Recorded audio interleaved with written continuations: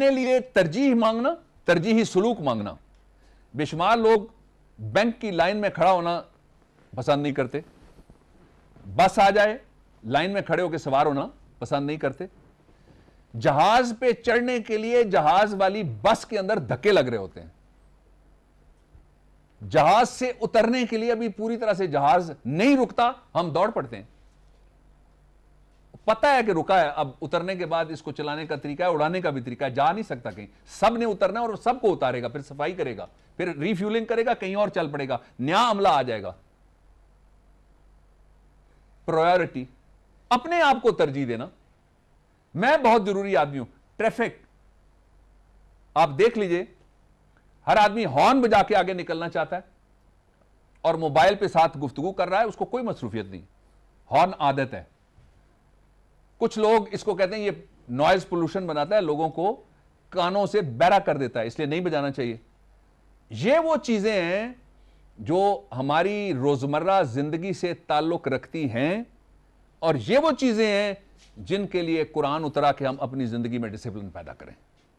یہ وہ چیزیں ہیں جن پہ صاحب قرآن نے ایک ایسے نبی صلی اللہ علیہ وسلم کو مبعوث کیا جنہوں نے اپنی شریعت اپنی زندگی میں نافذ کر کے پہلے ایک سوسائٹی بنائی، پھر ایک معاشرہ تشکیل دیا، پھر ایک سماج بنایا، پھر ایک قوم بنائی، پھر ایک امت بنائی، پھر ایک ملک بنا دیا، اور پھر بے شمار ملکوں کا مجموعہ بنا کے بتا دیا کہ جو میں لایا ہوں وہ آسمانوں کے لیے نہیں ہے، آسمانوں سے اترا ہے زمین کے لیے اور زمین والوں کے لیے، اس پہ عمل کیا جا سکتا ہے. Now, ladies and gentlemen, I take you to Quran. اس لیے کہ اس میں سے بہت سارے موضوعات نکلنے ہیں. میں چاہ رہا تھا کہ یہ سارا مساوات کا جو فلسفہ ہے وہ واضح کر کے آپ کے سامنے رکھا جائے. ہم آغاز کرتے ہیں سورہ المائدہ ورس نمبر 100، 100. اللہ رب العزت نے کچھ قسمیں گنوائی ہیں. یہ جو گفتگو ہوگی اس میں آپ دیکھیں گے کہ مساوات کا کتنے زیادہ پہلوؤں کے اوپر اللہ رب العزت نے تصور رکھا. Not equal are things that are bad and things that are good. مساوات کا کانسیپٹ، پہلی بات اللہ رب العزت نے سورہ المائدہ ورس نمبر 100 میں ارشاد فرمائی، اچھی چیزیں اور بری چیزیں برابر نہیں ہو سکتی. تھوڑی سی اس کی تفسیر کریں. اچھے خیالات اور برے خیالات، اچھا کلام اور برا کلام، اچھی عادت اور بری عادت، اچھا پڑوس اور برا پڑوس، اچھی اولاد اور بری اولاد، اچھے والد اور برے والد، اچھا ملکی نظام اور برا ملکی نظام، اچھا قانون اور برا قانون. یہ ساری جگہ اپلائی ہوگی یہ آیت کہ اچھی چیز ہے، بری چیز ہے. بری چیز کو دلائل دے کے اچھا ثابت کرنے کی کوشش نہیں کرنی چاہیے. ایک پہلو نیا مساوات کا قرآن حکیم نے ہمارے سامنے رکھا ہے. Good deeds and bad deeds are not equal. ان کے اوپر تفریق عام آدمی کو بھی سمجھ ہے جو میں کہہ رہا ہوں. صرف ایک کام کی ضرورت ہے جو میں ہمیشہ گزارش کرتا ہوں، قرآن حکیم کو ترجمے کے ساتھ کھول کے پڑھنے کی ضرورت ہے. یہ کتاب آپ سے خود گفتگو کرے گی، آپ کو لگے گا یہ زندہ کتاب آپ سے کس طرح مخاطب ہے. ایک دوسرا، even though the abundance of the bad may dazzle thee, so fear Allah. ارشاد ہوا سورہ مائدہ ورس نمبر 100 میں کہ کبھی ایسا بھی ہوتا ہے کہ یوں لگتا ہے کہ برائی بڑی چمکیلی ہے، برائی بڑی رنگین ہے، برائی بڑی اٹریکٹیو ہے، بری چیز بہت کامن ہو گئی ہے، ہر آدمی کرتا ہے. پھر کیا ہوا؟ بڑی چیزوں کا نام نہیں لیتے، چھوٹی چیز، گاڑی میں جا رہے ہیں منہ نکال کے باہر تھوک دیا، پیچھے آنے والے سارے موٹر سائیکلسٹ گاڑیوں کی ونڈ سکرین وہ فیضیاب ہو گئے آپ سے. ایک دوسرا طریقہ یہ ٹیشو پیپر نکال کے گاڑی کے اندر ہی اپنے آپ کو محدود رکھیے. جب رواج بن گیا کہ مشروب پینا ہے اس کے بعد ڈیفینیٹلی باہر پھینکنی ہے بوٹل. کسی کا پاؤں کٹے میری بلا سے، کوئی سلپ ہو اس سے مجھے کیا غرض ہے.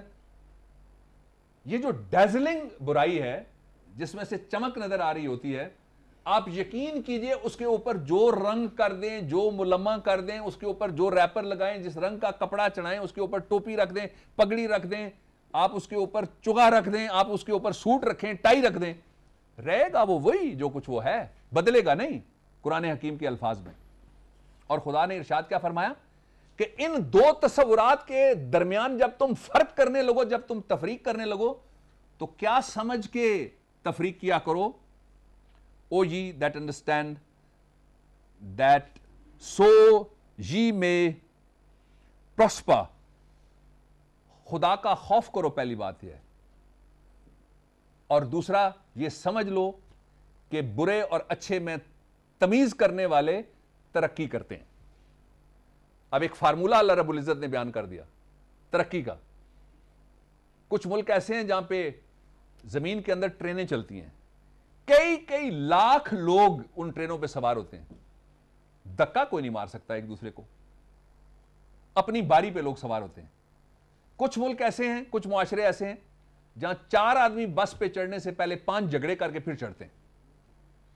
4 آدمی چوک میں آتے ہیں، ہر آدمی ایک دوسرے کے اوپر سے فلائنگ گیئر میں سفر کرنا چاہتا ہے۔ اللہ رب العزت نے یہاں ایک بڑے کامن سے انداز میں اس آیہ مبارکہ میں ترقی کا فارمولہ ہمارے سامنے رکھا۔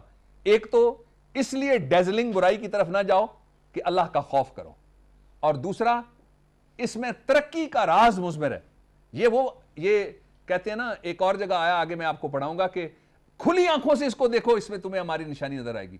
آج ترقی کرنے والے معاشرے اگر آپ دیکھتے ہیں، ترقی کرنے والے بچے ہمارے دیکھ لیں، ترقی کرنے والے ادارے ہمارے دیکھ لیں، ترقی کرنے والے لوگ دیکھ لیں، ترقی کرنے والی آرگنائزیشنز دیکھ لیں، ترقی کرنے والے شہر دیکھ لیں، تو آپ کو وہ ترقی کرتے ہوئے ملیں گے جو اچھائی اور برائی میں تمیز کر کے اچھائی کا راستہ اپناتے ہیں۔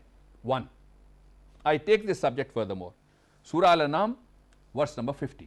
سورہ الانعام ورس نمبر 50 سے حضور اکرم صلی اللہ علیہ وآلہ وسلم سے اللہ رب العزت مخاطب ہو کے ارشاد فرما رہے ہیں کہ آپ کہہ دیجئے I tell you not that with me are the treasures of Allah.